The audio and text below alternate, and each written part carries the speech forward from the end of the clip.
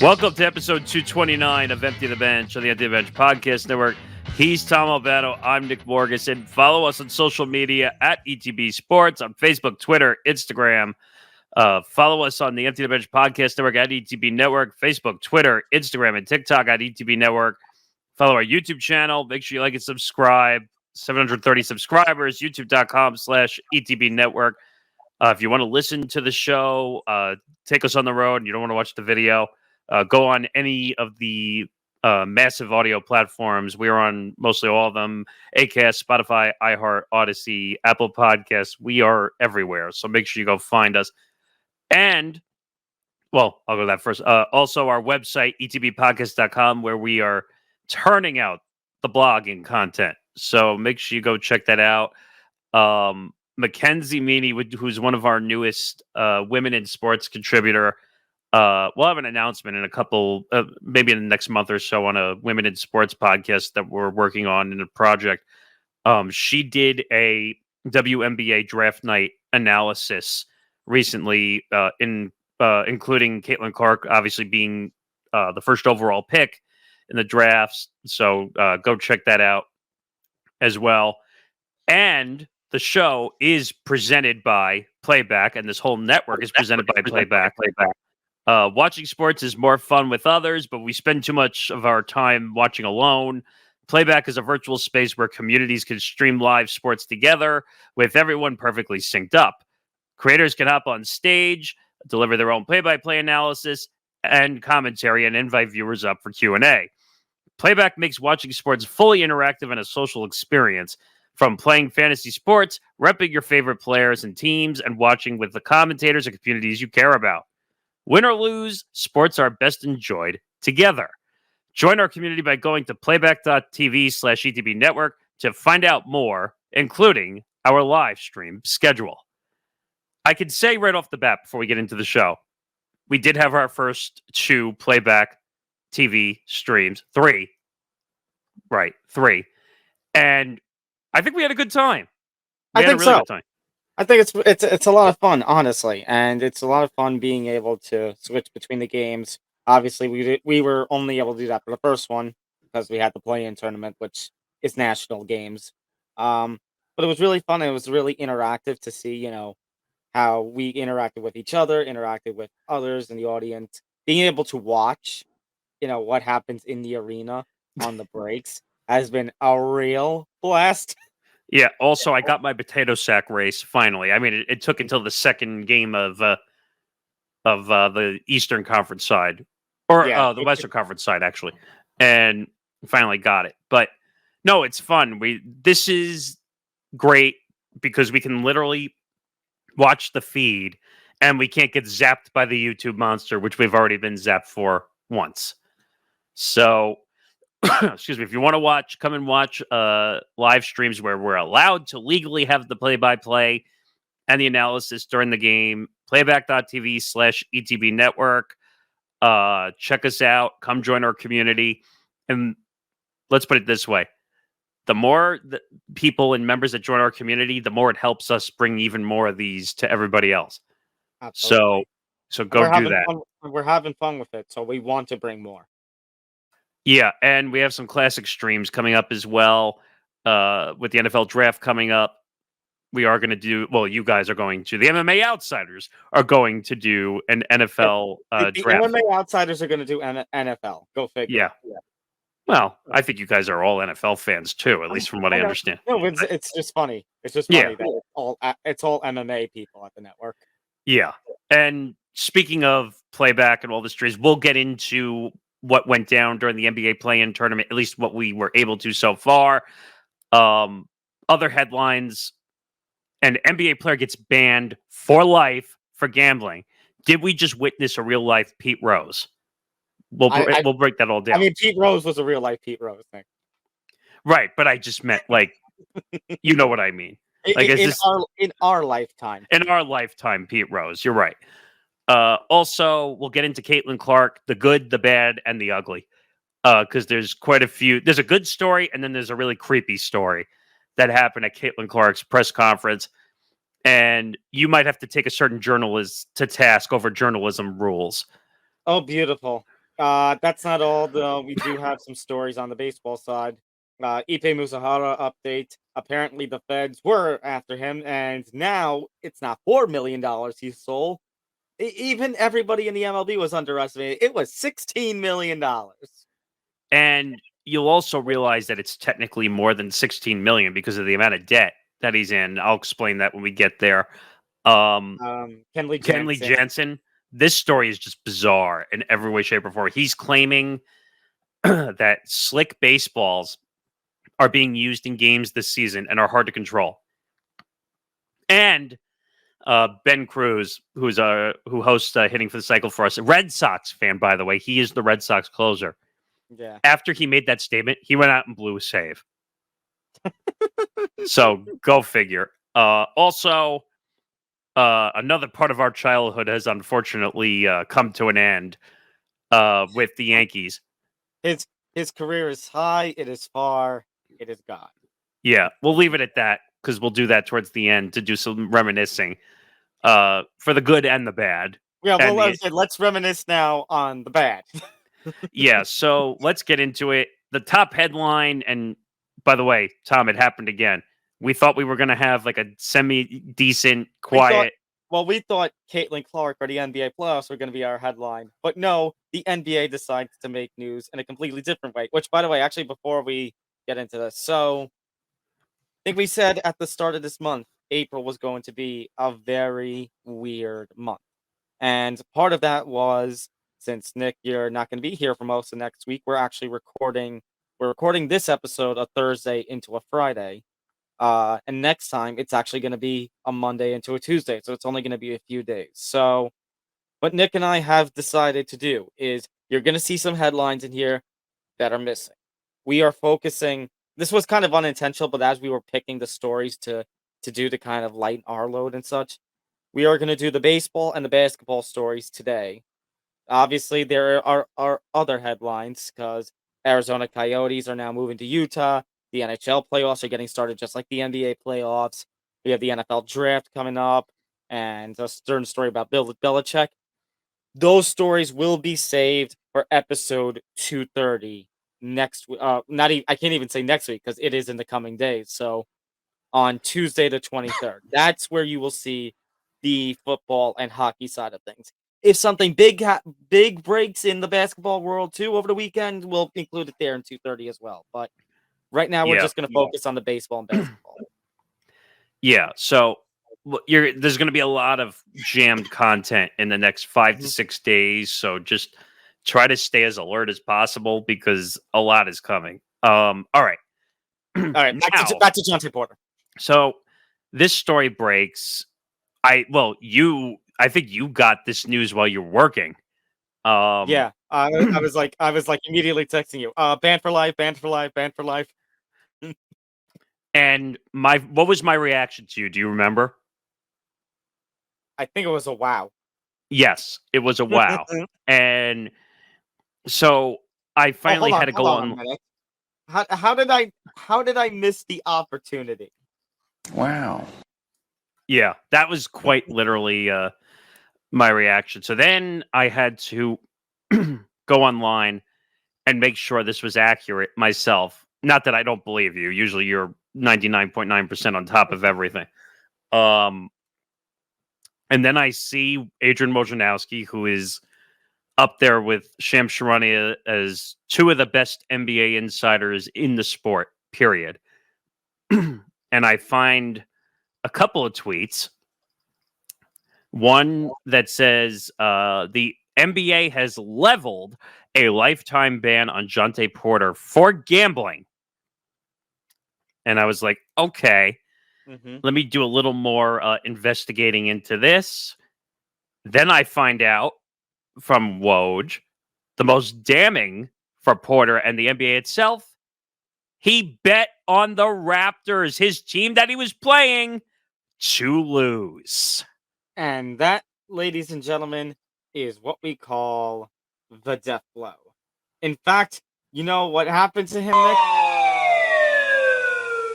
He bankrupted himself, literally, figuratively, and literally. Yep, out of money and out of a job. Yeah, well, we don't know if he's officially out of money, like if he's broke, but I know what you I meant. know. You know what I mean.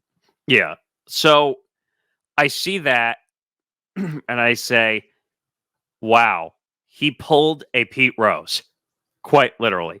Because if Yeah. I'm not mistaken, Pete Rose bet on the Reds to lose at one point, if I'm not mistaken. And the problem, and for those who are unaware, you say, "Oh well, the leagues are in bed with the gambling companies or whatever." Let me explain why it's a problem. He bet on his team to lose. You could say, well, maybe they were playing a team that was a beast, so you know what? Make some money to at least ease the pain of losing. The problem with that is that betting on your own team, betting on a team that you participate in to lose, who's not to say you're not playing 110%? Who's not to say that maybe, when that ball comes your way, you accidentally kick it in, or accidentally kick it and let it be a turnover. That Or is what we call, and the word, even though Adam Silver used these words, it is what it true. That is what we call messing with the integrity of the game, which is a no, no, no. you know what? We'll get to that statement later because I'm not happy with something he said. But um, so you have to realize, if and from some people who are who are listening and watching, who don't understand gambling as well, you can't bet on your team to lose. That means you could be throwing a game if you're betting on your own That's team to literally what lose. I just said, Nick. Right? No, no, no. I'm just saying, like, just to explain to everybody that when you're betting on your team to win, you have to try your hardest. Now, let me be very clear for integrity purposes, unlike Adam Silver, that I would never condone any athlete in their own league to gamble. But if you're dumb enough as any athlete to bet on your own league, you better bet on them to win, not lose. Right. Because, Because then you're quite literally betting on yourself. yeah, which who would have thought that actually would have happened in reality? It happened in the UFC. A fighter bet on himself to win, and he lost. I thought that was legal, though. At least that's what Zan was telling me. At the time. At the time. Because I thought I heard a story once that, like, someone bet And their whole purse or whatever. yeah, and he lost. And again, at the time, it was okay. But once the James Krause situation happened, for those of you who are UFC fans, might have heard a thing or two about that. It was kind of like, yeah, we're going to restrict a lot of the gambling rules. Well, I think it's worse in an individual sport to be allowed to gamble on yourself because Mm-hmm. you could quite literally throw the fight on yourself. Yep. It's not like a team sport where if one person's a jerk, that doesn't mean the team is going to automatically lose. Right. But to keep going on the Woj, Adrian Wojnarowski's statement. So what he got per the league's statement, the league's investigation found that prior to the Raptors' March 20th game, Porter disclosed confidential information about his own health status to an individual he knew to be an NBA bettor. Now, let me break that down partially because some people might not 100% understand that. And you and I have talked about HIPAA violations a million times. This is actually not HIPAA violation because he's giving his own health information to somebody. Right. But the problem is, it almost is like inside information that would be an issue when it comes to gambling. I just mentioned the James Krause Correct. situation. I just mentioned the James Krause situation. He disclosed of an injury that he knew about a fighter that the athletic commission didn't know. Well, that sounds like a real legal issue, though, Yeah. because the NBA and MLB they don't have sanctioning committees. Right. But my point is, it's of the similar nature. Right. So, in turn, what happened with Porter giving that information to an NBA bettor? Now, we're talking about guys who have been betting on NBA for decades. Like, this is what they do.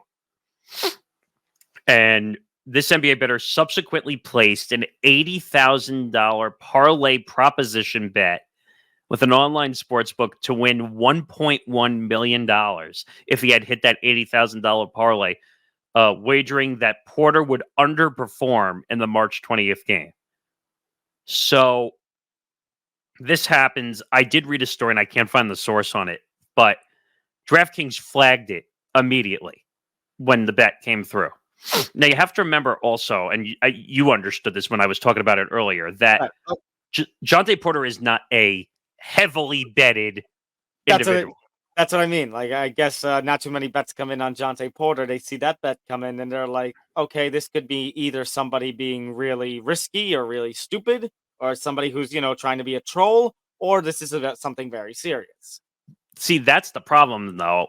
Now, I guarantee you they investigate any bet that, like, once you hit $1,000 or more, I would assume, like, that's a lot of money. Like, we better go investigate and make sure it's a clean bet, meaning that no one is involved, no one had any prior information. But I said to you, Tom, that Jontay Porter is a nobody. Nobody knows who he is. The only reason he is known is because he's Michael Porter Jr.'s brother. Mm. So it was suspicious. They flag it. Then Woj goes on to say, per the NBA, in addition, from January through March of 2024, while traveling with the Raptors or Raptors 905, that's the Raptors NBA G League affiliate, Porter placed 13 bets on NBA games using an associate's online betting account. Okay, listen closely, everybody. I really don't have to explain this because this is if you don't get this, then you're living under a rock. Mm-hmm. One, you can't place bets on the sport you're in. Number one. Number two, you're using an associate's online betting account. Big, fat, no. Isn't this drawing parallels to a certain somebody in another sport? Well, that was the next point I was going to make. This has Ippei Mizuhara. Maybe they confided on each other for this plan or something. I don't know. But these bets ranged in size from $15 to $22,000 for a total of $54,094. But here's the difference, though, between Ippei Mizuhara and Jontay Porter. Jontay Porter made a profit. The total payout from these. I was just gonna joke. Could you imagine if like Ippei and Jontay and a couple of other different people around professional sports were part of some big bookie, competition or something like that to see who can make the most profits? You know, it'd be a great show. Ippei Mizuhara, Jontay Porter, and Tim Donaghy. Let's make a podcast. Hi, our names are Ippei, Jontay, and Tim. I wasn't even saying that. I'm talking about like a real gambling show. Forget the hi, my name is Craig nonsense. Yes, Craig Carden. No one cares about you now. I wasn't trying to take a shot at Craig Carden. Even though Craig Carden was the first one to come out, which I thought was hilarious. He put out like a 12 tweet thread saying, "Oh, I know that this is terrible because I know about this." Gee, you think? Not wrong. I mean, it's not wrong. But that's not the first person I want to hear from who committed illegal gambling himself. Really? I mean, you get to hear from the experience side, though. That's a weird thing to have experience in, though. It's a gambling addiction, Nick. It's true. I can't deny that. But okay. So his result in net winnings was almost $22,000. None of the bets involved any games in which Porter played. Now, I don't know why Woj had to point out that statement because it doesn't matter. He bet on his own team. I think my point, Nick, is that Woj's point is that maybe this would not have been so harsh if it was not for that one bet about him, betting for his own team to lose. Well, here's the other problem I have. Mm-hmm. And I have to see if I can find the Adam Silver statement. I can't find it at the moment, but basically you were mentioning before that Adam Silver was talking about the integrity. Now, okay. So, by the way, NBA league policy, because now we need to clarify something, because I wanted to look it up for myself, because they're in different leagues with the different sports. There are different gambling policies. Like, I believe in the NFL, they can't bet on NFL games, but if they wanted to place a bet on an NBA game or an MLB game or an NHL game, That's every professional sport. You can bet on every other sport. Well, at least from what I know. Yeah. Okay, no, I misread it. Okay, so league rules prohibit all employees, players, coaches, referees from gambling on NBA games. Violators of the That makes sense. violators of the policy are subject to fine, suspension, contract termination. So, I'm reading that, you know, would he have been banned for life if it was just those 13 that in games that did not involve him? He wouldn't have been banned. He definitely would have been suspended for a while, I would assume. He probably would have avoided the ban hammer until the point where he bets on his own team to lose. I don't know because all his bets were on the Raptors, which is the team that he played I'm for. sorry. All of his bets were on the Raptors. That's what it sounds like. Yeah. Okay. If I misheard you. I thought it was just he bet on any NBA games. Well, it says he placed 13 bets on NBA games using an associate's betting account, but it says that it was while he was traveling with the Raptors. So that makes me think that it was mostly Raptor games. So then let me go one of two ways here. If he had just bet on any NBA games, if he was betting on Knicks 76ers, if he was betting on Nets versus Mavericks, like I said, if none of them involved if none of them involved the Raptors, then like I said, he probably doesn't get banned. He probably gets, however, like a year. He probably misses next season. Well, But he would get a ban for NBA integrity, according to Adam Silver. right, but now if the Raptors are involved, I mean the Raptors are involved anyway because he has that one bet to lose. Yeah, it's over. Game over. Yeah, I mean, it's not good one way or the other. I mean, I don't know. There was no way once they had all this evidence. And by the way, what people are forgetting, excuse me, that the leagues track all the players, especially now with the way DraftKings and FanDuel and BetMGM and any app, take your choice. You can track anyone's betting patterns. And that happened to oh god, what was the guy's name in the NHL that got caught? He played he played for oh, I can't remember at the moment, but we talked about it when it happened. But this season? Shane Pinto? no, I think it was either last season or the season before. He played for San Jose, I think. Oh, hold on a minute. But Evander Kane. Thank you. That's it. And he got caught. I think he got suspended big time, if I'm not mistaken. He and also what proven to be a degenerate gambler because he was in massive debt for the amount of money he was spending while gambling. It later came out of Evander Kane and his I shouldn't say it later came out, but Evander Kane had litany of troubles. Legal and gambling troubles. But it's not a good situation. This is right in the height of the NBA playoffs, which is their highest rated event for the season. And you now have a gambling scandal coming out right in the middle. Now, who leaked this? Because the NBA, I'm sure, was not trying to leak this. That we haven't figured out who's leaked this at all. Like I said, pardon me, like you said that DraftKings probably flagged it when they found out Porter. Don't you think they may have tipped off the NBA? Well, because the NBA is a partner along with DraftKings, so probably they did. Come on, Jontay, you got to be smarter than this, man. I mean, I understand that you lost your career, man. I understand. Go ahead. No, sorry, you had an opportunity that most people could only wish for on the brightest star in the sky, and yeah, look, I get trying to make a buck, I get it, but doing it like this when you have a major opportunity, when you're living a life that others can only dream of, you threw it away, man. It's absolutely disappointing.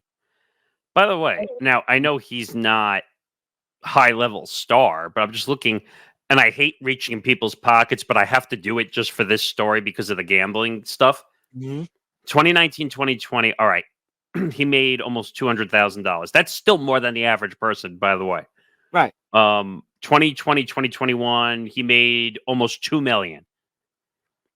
So And then in 2021, 22, he made 300,000. So he made almost 2.4 million. So my question then at this point is like, why? Like I get the I get where I was making the defense before about gambling being addiction, and it is. And if that's something that's going on with Jontay, I hope he gets the help that he needs. But it's just tough to think about because like you said, he's not an A level player. But when you have the opportunity to play in a professional league like the NBA, you have all the eyes on you. The world looks upon you and your fellow NBA players in some of the most, the brightest lights. Why do something to jeopardize that? Actually, let It's me take that obvious. back. Let me take that back. He's actually made more money than that now that I just found it. I mean, my So argument stands. no, obviously, but 2019 he made 200,000. 2020 to 2022 he made almost 6 million. 2020 because he was on a couple different teams. Then it says also 2022 1.8. So that's 5.85 and almost 2. 2023 it looks like he was on a two-way, so he didn't have a salary. And then 2023 it looks like he was with the Pistons and he made over 2 million. So actually we're talking about like 7 or 8 million, Yeah. which is still better than the average salary in the NBA. So this is not good. I think, like you said, and I agree, the NBA had to make a statement because if they didn't, Espe- Especially after every controversy that we had where we talk about the players only league and this person didn't get as much punishment as he should, et cetera, et cetera. now Something had to be done. I'll give you one twist of a scenario, which I was telling you before the show. Let's reverse the scenario and say that John Morant is the one who had the gambling situation, and Jontay Porter was the one who had the gun and was in the strip club and all this stuff. Would John Morant have been banned from the NBA? The NBA legal department or whoever probably told Adam Silver, look, you need to do something here. Like, there's probably not a lot of say that you have. Would they have faced that same situation with John Morant? Because my concern with you doing the, devil's advocate kind of thing and reversing the situation, would the NBA be opening itself up to some legal trouble if they didn't do anything to John Morant at that point? Right. But the one point I make about that statement with Adam Silver, talking about the integrity of the game. Okay, so you go after Jontay Porter, who is a nobody, and you claim that the integrity of the game is being affected. Why didn't you take the same stance on John Morant, saying that the integrity of Because the game was not affected? this wasn't a matter of it wasn't a matter of integrity of the game. It wasn't like a game was being fixed. Listen to me, but it is a matter that was a matter of character. And I will agree with you on that he doesn't take matters of character as seriously as other commissioners. I should watch my mouth there because that there's been flaws across the commissioner board when it Agreed. comes to character.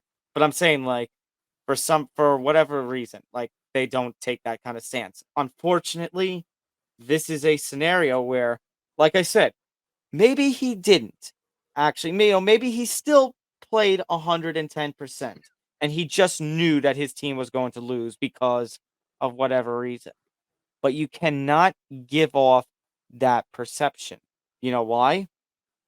Because when it comes to gambling, we've talked about this. You have other stakeholders. You have these fans who are now placing bets on the games. And what happens, Nick, if it comes out Porter didn't perform at 110% and it ultimately ended up costing his team? Do you know what the riots would be like on those gamblers who say, I had a bet on this game?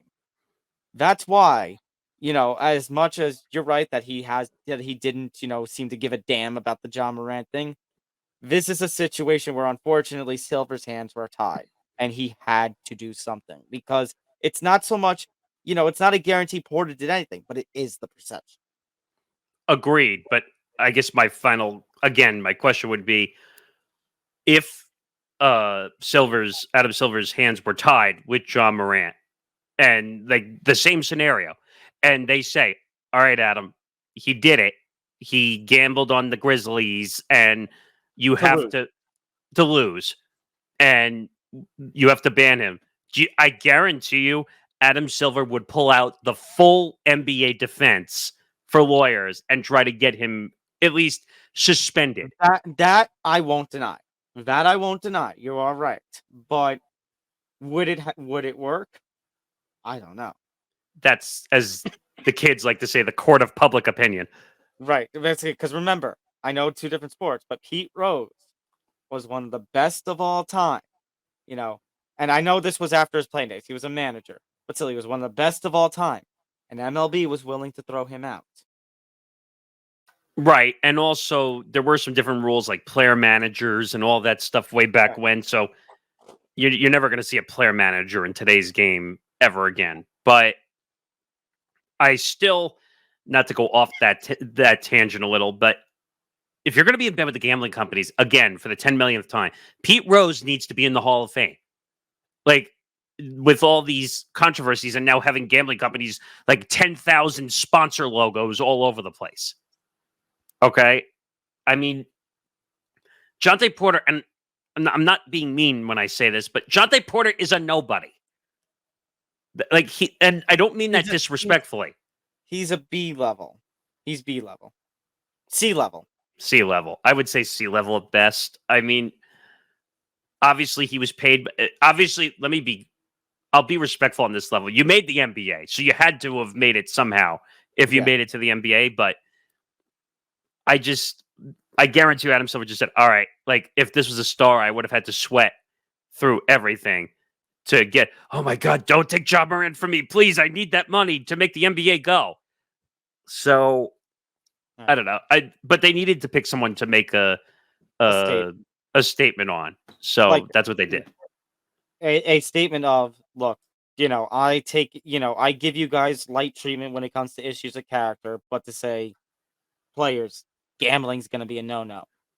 What's scary, though, is, and I'll finish on this statement, which is we treat gambling with a higher intensity than it seems like than domestic violence that goes on across the league. That's what I kind of implied before about issues of character. But do you realize how bad that is? Like, we're trading physical harm over betting money.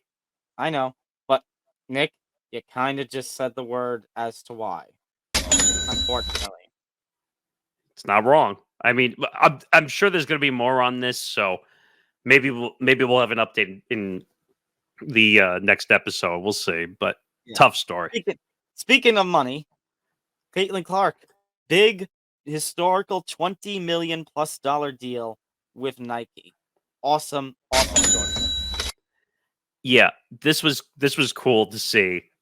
She already had an NIL deal with Nike when she was at Iowa, so that excuse me, made it a little bit easier. Even though she took some meetings with other shoe brands and apparel companies, but you kind of knew the way that this was going. Nike usually gets their man or their woman for top brand, so this makes total sense. I think I was reading the story also that she is going to get a featured signature shoe, so we are going to get the Caitlin Clark branded Nike shoe. Love it. Now, let me point out. Honestly, it fits though. Something like this kind of fits with somebody who is historical of a player as Caitlin Clark. Somebody who has, has taken the argument of GOAT of women basketball. Yeah, I mean, some people are. This is crazy to me what I'm about to say, but some people are hating on Caitlin Clark for the amount of attention that she's getting, which I don't understand why. It's the typical celebrity thing. Right. But people need to realize, and I'm talking to Kathy Engelbert and every WNBA player, you're about to make more money because of Caitlin Clark.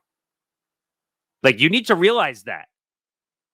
Well, did you see the reactions of the Indiana Fever players when they announced her name? Yeah, I did.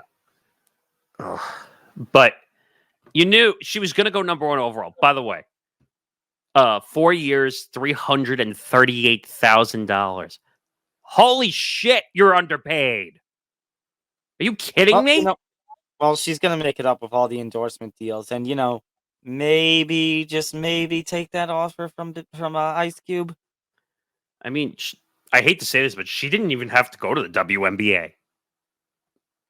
She could have just said, "I'm out of here. I'll go play 10 games a year to make $5 million." But you know what? I think this is going to be something really good because you're gonna bring a lot of attention with you. You're gonna have a lot of attention on you. You're gonna have a lot of attention therefore on the WNBA. And I mean, Nick, we talk about here in New York, we have the New York Liberty being they don't have a title, but they are a mega team. Can you imagine what happens now when the New York Liberty take on the Indiana Fever? Oh no, Oh it's going no, to it's gonna be be you're gonna have very Sabrina entertaining. Ionescu, you're gonna have Caitlin Clark. Yeah, it's going to Yeah, be it's very gonna be very entertaining entertaining. in that regard. The deal is great. Obviously, getting a signature shoe. I'll be curious to see how this affects like other WNBA players making more money because I think any deal that gets attention to the WNBA as a whole is going to help the sport. Yeah. The NBA has really been subsidizing the WNBA all these years, and now the WNBA seems to be able to stand on its own, which is helping that situation be better. Um, I'm curious to see how much more money she makes off the court and Mhm. where that goes because as a first overall pick, she's making $75,000 each the first 2 seasons, which we all know that's a wholly underpay. Yeah.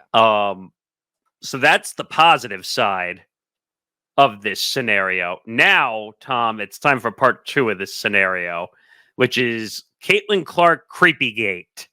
Oh god. So Caitlin Clark had her press conference, her introductory press conference with the Indiana Fever, Mhm. and you never know what's going to go on at these press conferences. You don't know what random questions are going to be asked. It's like the Super Bowl. You have no idea what question you're going to be asked. And a video surfaced of Greg Doyle, the Indianapolis Star columnist Greg Doyle, who's been doing this for a very long time.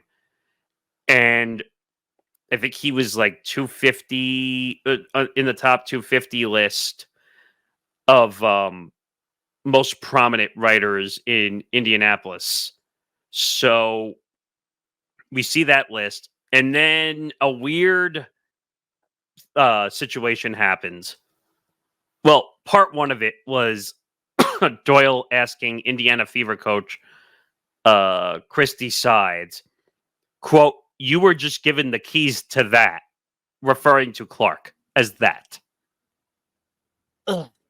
Doesn't that sound bad? Referring to a woman as that? I mean, Referring holy referring to cow. anybody as that, especially a woman. Like, that's awful. Because it Eh, comes off like, because listen, it comes off like, I mean, listen to how I would say it. Let's imagine it's me and and I point at you and I say, that is my co-host. I'm treating you like some kind of object. Ugh. I mean, and then he finishes that statement by saying, "What are you going to do with it?" And I was like, "Huh?" And because my mind, like, not on purpose this time for a change. But Um, no, the connotation that's it what I'm sounds saying. like Like, everyone's mind is probably like, "What are you gonna do with it?" Like, what the fuck? Like, what? like What do you mean? What are you gonna do with it? yeah, just no. Yeah. That's not what you do. And then this second interaction between Doyle and Clark's coach has sparked further questions about how Doyle covers women in sports, with criticisms coming from all corners of the journalism industry, including Dave Portnoy. When Dave Portnoy is calling you a pig, you are Pervert. probably a pig or Pervert. pervert. When Dave has done some, Either way. and let's be clear, Dave has done some pretty questionable things over the years. Yeah. Um, but yeah, this was not good. I'm just trying to go through, make sure I find everything. Doyle's comments towards Clark were met with outrage when he he said he wanted Clark to send him the heart signs with her hands. If Let me she did, explain. they would wait. With her hands, and if she did, they would get along just fine. Let me explain something. Especially because I can't even believe I have to explain this because this guy has been around the journalism game for a long time. In that room, you are a journalist. You are not a fanboy. Well, let's clarify one thing. When you're covering a team, you could have been a fan at one point, Mm-hmm. but you have to know. You've said this to me a lot, and I agree with it. You have to know when to be a fan and when to have the journalism hat on. Mm-hmm. So there's two different scenarios for that. Right. If it's a day off from your job, you want to watch a game, be my guest. I don't care. But you got to be careful what you write and what you say because it'll get misinterpreted quickly. Yeah, like that was just why. Why does she need why does she need to give the heart sign to you? Like what is the purpose of that? And that's why I say, Nick, maybe I got the direct quote about Portnoy's wrong and saying, pig instead of pervert. But if it Might looks be like a both. pig, Might be if both. it looks like a pig, if it walks like a pig, and it oinks like a pig, it's probably a pig. You're probably right. And I'm not laughing because this is I don't making a know. joking matter. Just I know, like, no. That's saying um, not laughing at Clark, laughing at right. you're calling the guy a pig. Right. Also, and you know that this was instant admitting of apology. Doyle apologized for his comments toward Clark and admitted that he, quote, crossed the line. Gee, you think? No bleep, Sherlock. So CBC contributor Shireen Ahmed, and if I mispronounced that, I apologize, posted on X that Doyle's credentials should be revoked. Now I'd say now you may say, oh, it's just one mistake, and I understand that. And plus, it would be the immediate apology. But am I surprised something like this has come? No, because as a journalist, guess what? You are constantly under fire. To the point, now it gets to the point eventually, and this is not related to this. This is, another tangent for another time of the fact that when you're constantly on social media as a journalist, where is the fine line between where you can and can't post? Like you say, a day off, being able to be yourself and not just on your job 24/7. But that's again another conversation for another time. But my One point, question. I just want to ask one question before I forget it, which is, does that count as also during your season? Like if you're in season and you're writing, do you have to not have the opinion or be the fan even on the off day?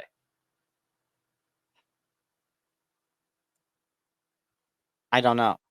Because what all I was trying to say, Nick, because I wasn't going. Oh, in season, wasn't trying to go into those specifics.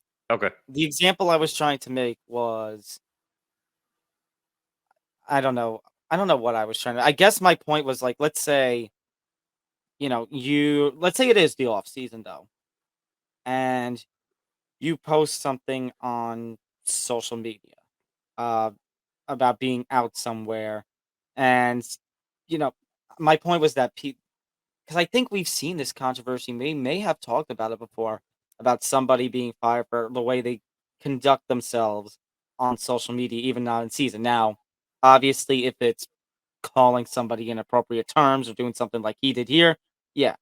But if it's, you know, a photo, what if it's like a photo of you enjoying your time off or you at a game as a fan, a la something like Michael Wilbon at a Cubs game, I think different story. Like that's my point of like where is the line? And I'm trying to say in the most PG way possible, where's the line between you being able to be yourself on social media, and as a human being having a day off rather than being constantly whatever journalist here 24/7, always needing to represent the brand. Right. And I guess you kind of have a different factor also now that some content is done freelance or on your own, or you have like a DraftKings network or a FanDuel. network where they don't like they care about integrity, but the rules are a little relaxed in that regards when it comes to some of the content. But Doyle was named in the top 250 of most influential people in Indiana by the Indianapolis Business Journal in 2023. Like, he's got some influence here. He's got to realize that. Oh, by the way, I just looked up the story. So yeah, there were a couple of stories. There wasn't one involving sports. It was more along the lines of politics, like showing support. And actually, that's a better example. Showing support for a political candidate, any sort of political candidate at any level. You know, where is the fine line between you as a member of the media versus you as a person? Right. And again, that's tough. Like knowing which is Right. which. And that's a tangent, unrelated to this, but that's But in my opinion, as a journalist, put the fan card away while working. Like, Mhm. if you can't handle I don't know how long an average press conference is, 20 to 30 minutes, Yeah. usually, like, for bigger names that are being introduced. I mean, Mhm. take your heart symbols and shove them up your you know what. Like, Here, here, I'll give you a heart symbol. Not enough for you? I mean, in my opinion, like, maybe he needs to be fired. I don't know. Like, I don't know. But, like, it's a tough one. Um, But for someone to call out instantly that his credentials should be revoked, I don't know if I go that far. I think they would need to do an investigation first before revoking a credential for somebody. Alright, let's move on from this. Let's go over now to the NBA, the play-in tournament, which actually we got to live stream on Playback in the last couple of days. Uh, Pretty fun action for the most part. Pretty competitive. We had a couple of competitive games there. Obviously, the last game between the Bulls and the Hawks just wasn't really competitive at all. Yeah, Uh, it wasn't great. Um, just looking back at some of the action, the way it mhm. finished out, but the Lakers at the Pelicans was actually the better of the two games, which I did not expect in that regard. Yeah, the Warriors, man, against the Kings. Like I said on the stream, I know the Warriors in recent years have definitely been far from the 2010s, later 2010s teams that was a dynasty that we have seen. But it felt like them playing the Kings as a 10 seed and being absolutely trounced. Like it looked like a new low. Yeah, Yeah. I mean, with the Pelicans, Zion had 40 points and they lost for crying out loud. I mean, that was probably, believe it or not, that was Zion's best game of the year, in my Hmm. opinion. Now, he got hurt towards the end of that game, and they're going to be playing, who They're are they gonna going to be play playing? the Kings. The Kings. So they're going to get destroyed without Zion. Brandon Yeah. Ingram has been a mess. Like, he just looked lost. And if you noticed for the last 3 to 4 minutes, who wasn't on the court for the Pelicans? Oh, Brandon Ingram. Brandon Ingram. Yeah. Because why? Because he's terrible in the playoffs. Terrible. Or as Charles Barkley would say, TRBL, terrible. TRBL. Terrible. Um, so I'm not surprised that the Lakers somehow snuck by in this game. The Golden State game, they just look slow, like Mhm. coming out of the gate. Klay Thompson was a quite literal brick house. Um, I He's don't a brick brick house. house. Yeah, literally. I mean, I don't think he hit a Not my shot. day. I think he was 0 for 11 that Yes. night. I mean, come on, bro. Really? 0 for 11? You couldn't hit one shot? Nope. At least if you hit one shot, you could say, all right, I didn't brick the whole game. Like, Nope. He's a brick house. and I'm just trying to go through the result because I just want to see what the box score was. All right, let's see. Draymond Green, 12 points. Andrew Wiggins, 12 points. Steph Curry, 22. Klay Thompson, 0. Nada. Fuckless. Zilch. Uh, Zip. Zero. yeah. Jonathan Kuminga had 16 points off the bench over Clay.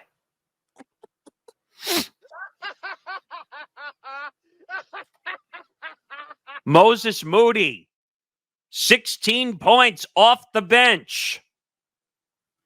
32 points off the bench. So you had two guys off the bench who had way more production over Klay Thompson did nothing. And so it looks like that's how Klay Thompson's Golden State run is going to end. I mean, he's willing to test free agency, and I've heard that the Dallas Mavericks might be having a little interest in him. I don't like that fit at all. I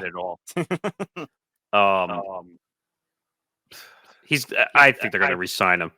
I think they're going to do the same thing that they did with Draymond. They're going to act desperate. They're going to say, "Oh, we want Klay to retire in a Warriors uniform." They'll get rid of Chris Paul because if they don't, that's going to cost them like $30 million in an option. So he's going to be gone. The weirdest rumor I heard was trying to trade for Giannis to help with Steph at Golden State. Hold on 1 second, Nick.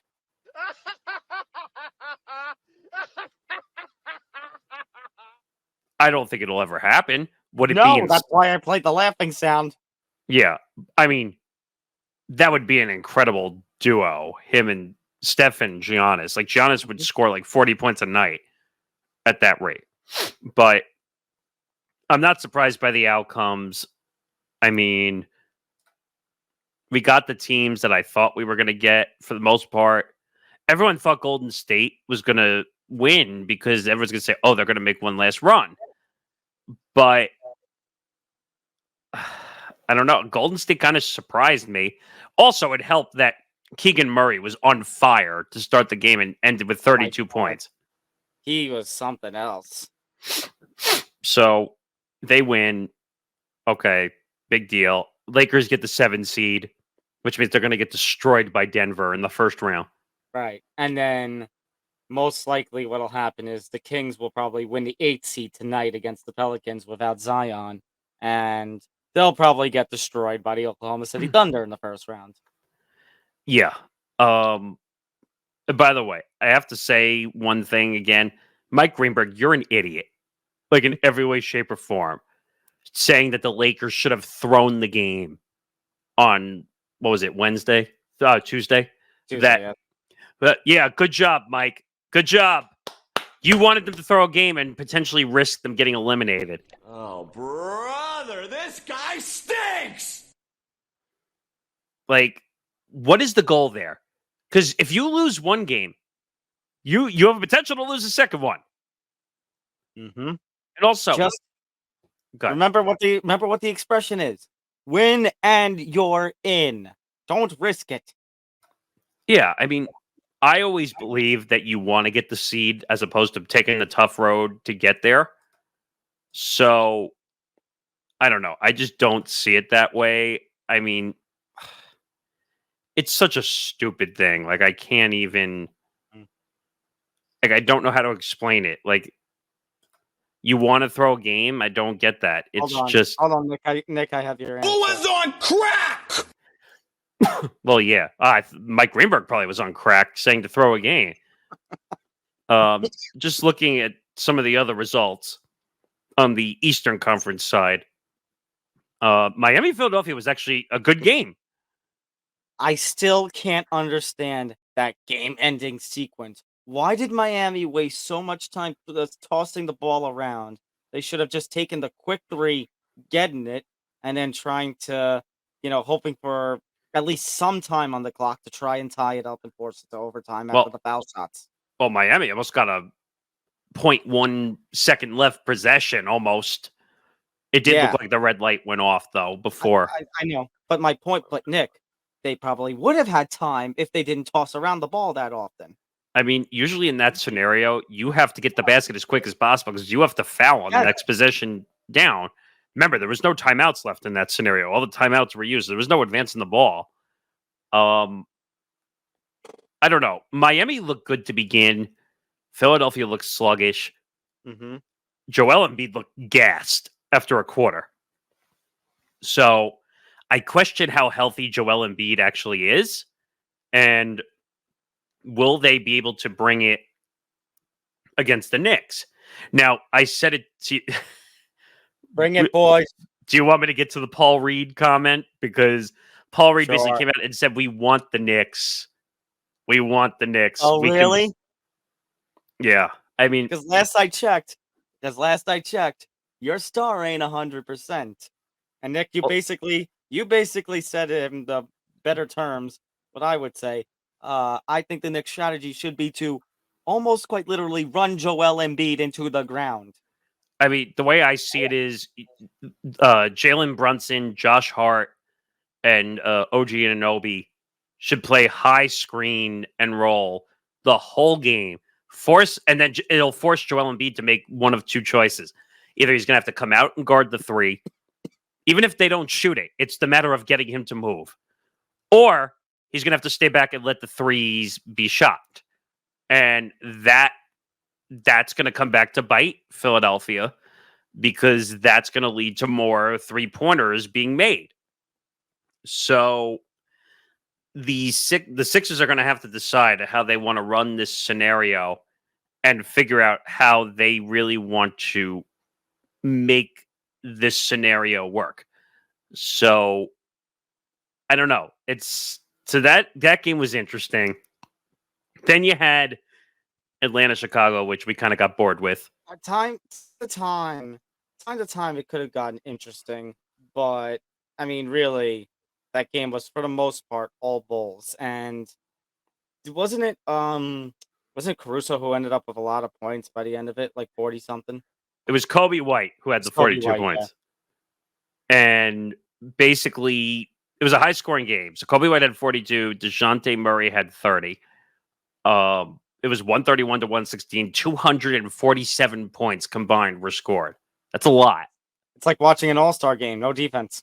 Yeah, quite literally. Because if I remember correctly, the combo for the Golden State Warriors Sacramento Kings was like 208. So I don't know what the combo was, but it definitely was not that high. I'll tell you that right now. Yeah. So that we kind of got bored with that game. We kind of knew Chicago was probably the upper hand in that series, in that game. DeMar DeRozan looked good. I think it just came down to who was not going to play defense in the end. So and ultimately, like, I mean, even though the Bulls and Hawks both didn't have the greatest of records, I think we talked about it on the stream. The Bulls were clearly a superior team heading into the game, and it kind of showed. Yeah, I mean, that's not a surprise. Atlanta was without Trae Young for about 4 to 6 weeks. So that pretty much was what happened. Now, these games were great. I think we'll preview the NBA playoffs on Monday, because we're a little over time right now, and we still have some more stories we got to get to. And we'll have the full scenario by Monday also. Yeah. So we'll save the NBA playoff preview for Monday when we have all the teams and all the playoff series determined. For sure. All right, quickly, we have a few more stories we need to get into on the baseball side. Ippei Mizuhara, update on him. So the feds have now completed their investigation. He is facing charges. Apparently, Nick, it was not $4 million. It was $16 million that he stole. He stole a lot more money, 4 times more than what MLB thought.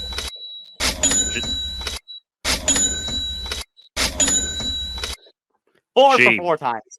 Gee, big shocker where we found out he stole more money. I mean, first of all, by the way, 4 for 4. Wendy's, where are you? We need a.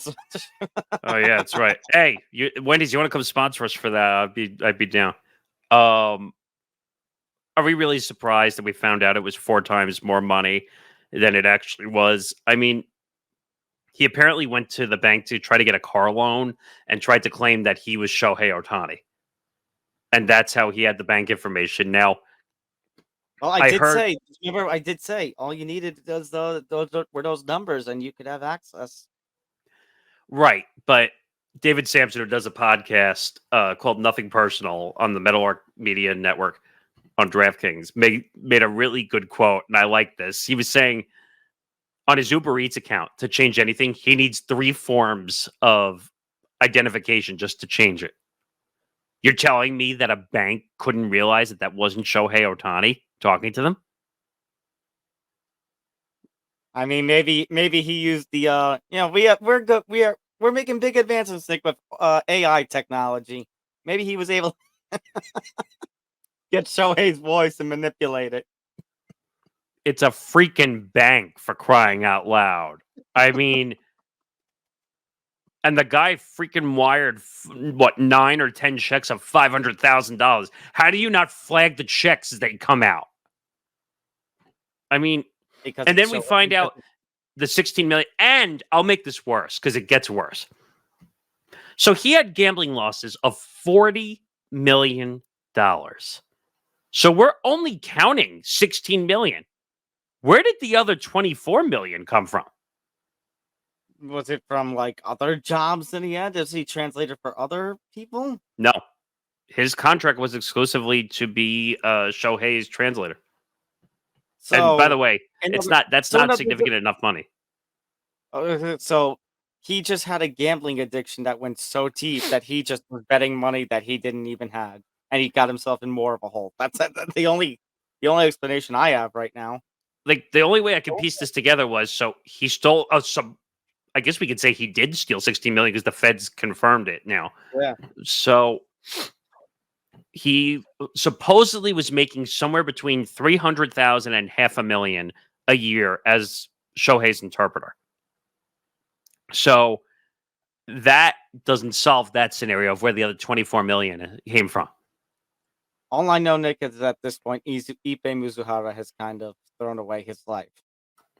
Yeah, and he will never work again for anybody as an interpreter because now they have to be scared shitless that they're going to go into their bank account and start gambling the money. I'm still not convinced Shohei's not involved. When you break, I don't know about that, but the first part I agree with, because when you break off, your best friends, one of the biggest stars in baseball, and you ruin that relationship. What other relationships can you ruin? How is anybody going to trust you? I'm curious to know if he's married or is in a relationship of any sort. Now, like, they stole 16 million from one of his better friends. Who else is he stealing from? Stone Cold Steve Austin once said DTA. Nick, I'm going to use DTI. Don't trust eBay. That's good. Move on to Kenley? Yeah. All right. Kenley Jansen. So the pitching woes in Major League Baseball seem to continue with an allegation from Kenley Jansen, the former closer of the Dodgers, now closer of the Red Sox, claiming that the baseballs that are being used in games this season are slicker and as a result harder to control. Yeah. Basically an insinuation of, remember how they've changed what was it? Obviously we had the controversy this year about them changing the pitch clock by 2 seconds. And then wasn't it something with the baseball material a couple of years back that producing The more home stitching. runs? The stitching, yeah. So another allegation that MLB is messing with the baseballs to further increase offense. This is getting ridiculous. I mean, like, you're telling me that slick baseballs are the reason why you might not be pitching well or not be able to handle it? Hey, Kenley, maybe you're just not a good pitcher anymore. I mean, I did laugh at the point. I mean, you had told me before you were recording Hitting for the Cycle with Ben Cruz and Ryan Toohey, which premieres in just a couple of hours. Actually, no, less than an hour at this point. Yeah. And Ben made a very good point in that the game after he said these comments, he blows the save. Yeah, he literally blew a save after making those comments. I mean, yeah, they say the ball don't lie. Well, the ball definitely don't lie in this scenario. I'm getting tired of all the excuses being made across Major League Baseball. Oh, the baseballs. Oh, the bat. Oh, the pitch clock. Oh, the injuries. Just play baseball, please. That's all I ask. Nick, that's baseball. That's baseball, Susan. Ah, there we go. Yes. 35 years of John Sterling on the air, beginning his career with the Yankees in 1989. And actually, he was in broadcasting longer than that, doing some stuff in Atlanta with the Braves and the Hawks during the early 80s. 64 total years in broadcasting. And it's over. The intention, obviously, he was lessening his workload. The original plan was that he was only going to call the home games this season, while Justin Shackle and I believe somebody else, Emmanuel Barbary, both FAN Emmanuel, employees. yeah, they were going to call the road games on the radio with Susan. Um, but apparently there are some health issues with John, and unfortunately, it has resulted in an early retirement. I shouldn't say early retirement because I mean it's 30 years, like we just said, 60, but maybe the intention was to go to an end of a season, and instead it's going to be very early on in this season. I mean, originally, people were saying John Sterling was going to have to be carried out of the booth at one point. Like, he was just one of those guys that loved doing his job so much. Yeah. He's 86 years old, by the way. Let's not forget that either. This man was traveling. Now, I don't think he traveled during COVID, and there was a concern when No. he got COVID during the COVID time that we were all afraid. Yeah. Big time. And well, remember, part of that was also like in the season or two after the 2020 season, FAN and other um other radio stations across the US were not sending their radio announcers on the road. He was calling the games from his house at one point, which I don't blame because he's in his 80s. You won't Right. catch COVID. Um but like I said, I mean, obviously his health was a concern and his old age was a concern to the point where he wasn't going to do the road games. And I think that kind of hurt him too, is that he was, like you said, he loves doing what he's doing. And, maybe we, as Yankee fans, Nick, may make fun of John Sterling from time to time, have laughs over some of his calls, but kind of like what you said before, he was a piece of our childhood. Like, I will remember when we had the Staten Island Yankees here, going back home, like the game would end for the Staten Island Yankees around 9:30. So the Yankees typically would be in, if it was the East Coast, they would be in the late innings. If it was a middle of the U.S. game, they would probably be in the middle of the game. And going back home, and who would be on the air, listening to the Yankee game with John Sterling and Susan Waldman. People need to remember also this is going to be a And, broadcasting nerdy point. Oh, good. sorry, one more point.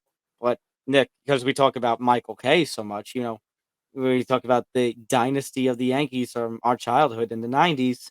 Who was on the air was John Sterling and Michael Kay as the radio play-by-plays. Ironically, starting at WABC, where I was employed for 4 years. Mm-hmm. But this is going to be a broadcasting nerdy point I'm about to make just because I've been in that business for a while. That Yankees radio booth is probably the most unconventional radio booth in sports. So even though it's John Sterling and Susan Wallman, John does most of the talking during the game. He's the play-by-play guy. Mm-hmm. Susan will do the out-of-town scoreboard and a lot of the player interviews before and after the game. But the booth is where John Sterling thrives the most. Yep. And by the way, the stories that you hear all the time of he spends his time making those home run calls, that's a fact. That's 100% true. He makes those calls. Some of them are a little bizarre, but like some of them are fun. I mean, I'm trying to remember the Soto one because for the first home run, but Mm-hmm. but he, I mean, But there's classics. there's An classic, A-bomb from yeah. A-Rod. As much You're as on people the hate mark, Teixeira. that one's great. The Gardy Party. Burn, baby, burn. I mean, Baby Burn. I don't know. Did they have a Derek Jeter one? I don't even remember. I actually don't El remember. Capitan. That's El it. Capitan. I was gonna say I don't even remember too much because Jeter was more of the contact hitter. Right. But the other great stat, and I think they mentioned it on Hitting for the Cycle also. Sorry, one more. Here comes the judge on Judgment Day. That one was always great. Just Case the way closed. that one. Yeah, case closed. Right. He was around for the foursome, right? For their whole careers. Yep. So Jeter, Posada, Mo, and Bernie. Andy Pettit. Andy Pettit. Oh, so 5. Yeah. So he was around for all their career, I think, pretty much, Mhm. right? When they were with the Yankees. Right, and I was gonna say, you did mention Bernie. Uh, John did start in the tail end of 1980s, so he was around for Bernie as well. Right. Right. I'm trying to think. Oh, the Matsui ones were always great too. Mhm. I think he used, what do you call them, a Godzilla-sized blast or whatever you had. Like they were all great. Like, and he would even have ones sometimes for the aways, which I thought was kind of odd. But I also like where he would be like bluntly honest when the Yankees would make a terrible error on the radio broadcast. Mhm. Those were great too. But then you obviously have the funny moments, like the double at Fenway Park that he thought was a home run, Mhm. which will always be Or funny. which I was always joke, it is high, it is far, it is caught by the second baseman. Yes, those were always great when he would accidentally miss us. But but that's part of the story. Like that's what Mhm. makes John who he is as a personality. I mean, it's going to be weird. Like, It's gonna be something to watch on Saturday when he gets honored on the Yankee Stadium. and they said he's going to go back up to the booth for a little bit during the game. But again, it's going to be odd. We've been used to John Sterling for the time we were what 5, 6 years old, the '90s. Right. I mean, And the thing is, Nick, but the thing is, I just mentioned about Sterling and Kay, but when Domingo Herman pitched his perfect game last season, neither Sterling or Kay were on the air. It was Ryan Rucco in the TV booth, and it was Justin Shackle on the radio play-by-play. It kind of is at this point, Nick, a real passing of the torch kind of moment here. Now official with Sterling retiring. right Yeah. now the radio booth will be. First of all, who knows if there's going to be radio booths in the next 5 to 10 years? The way this is going, because everything is either going digital or TV. TV will always be here. So as Mhm. long as Michael K wants to do games, he will do games. And by the way, you mentioned Ryan Rucco. Ryan Rucco is a star, like in every way, shape, or form. But I mean, I still prefer K over him. But the thing is, you're never going to get Ryan Rucco full time because he's one of the NBA guys on ESPN. I'll tell you right now, if a full time opportunity for the Yankee booth came up on TV, he would run in a heartbeat. I don't even. Over being a national broadcaster for the NBA. He grew up a Yankee fan. He worked behind Michael Kay Fair when enough. he was at WFUV, and which is Fordham for people who are not around the area here. Um, don't get me wrong, he is amazing on the NBA national broadcast. I think he's the second booth behind Yeah, he is the number Mike two. Breen and Doris and JJ. So he's great. He can do multiple sports. Mhm. He's done And boxing before. I've heard him as a boxing commentator right now. he's done boxing for DAZN. Yeah. Um, so, and he's also got a podcast. I don't know if he's still doing the podcast with CC, R2C2. I haven't listened to it in a while, so I don't even know if they're still doing it. The guy is a jack of all trades. Let's just put it that way. The guy can, but NBA and baseball are his two big play-by-play gigs. I think he's done some NFL too. That was Yeah, what alternate feed. R2C2 ended in July. Oh, did it? Wow. Yeah, But that was a good podcast too. I have to give it them was. credit. They had an interesting chemistry together. Like they worked. But I was telling you before the podcast, I'll finish on this because we've been talking a long time. Noah Eagle, who has become that's Iron Eagle's son, for people who don't know. Talk about a guy who's had a really interesting career right off the bat. And now he's going to, France for the NBC, for Team USA, for NBC for the Olympics, calling Yeah. games. Look at the stops. Yeah. He does and this the Nickelodeon games for the NFL and now Team USA with Paris. He's called games for Clippers on the radio. He's now calling some games for the Nets on TV. This guy has had an amazing career so far, and he's as young as he is. So it'll be interesting to see where Noah Eagle's career goes in that regard. But I like the way the broadcasting bullpen, I'll say, is going, because we have plenty of talent coming through the pipeline. So I hope it keeps going.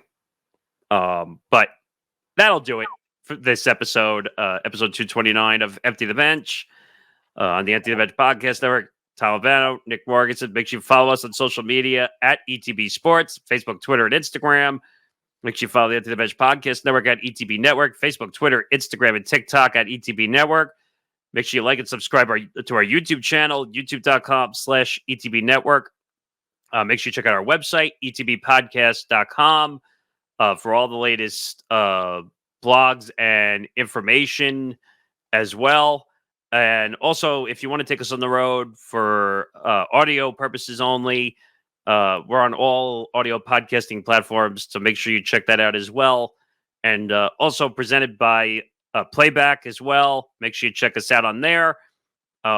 We're tentative plans right now, but we're not set in stone. But we're looking towards doing the Knicks game. That's one game we've talked about, and I might do a little solo venture for a game or two. So just check playback.tv/ETB network whenever you can, and you'll get the latest updates on the scheduling and such. Yeah, but tentatively, we're looking at the Knicks game. That's where we're looking, because we're in the New York area. We want to see the New York teams do well. But Yes. for Tom Albano, I'm Nick Morgasen. Quick turnaround for next week for episode 230. So See you on Tuesday. We'll see you on Tuesday. And yeah, have a good week, everybody. Take care, all.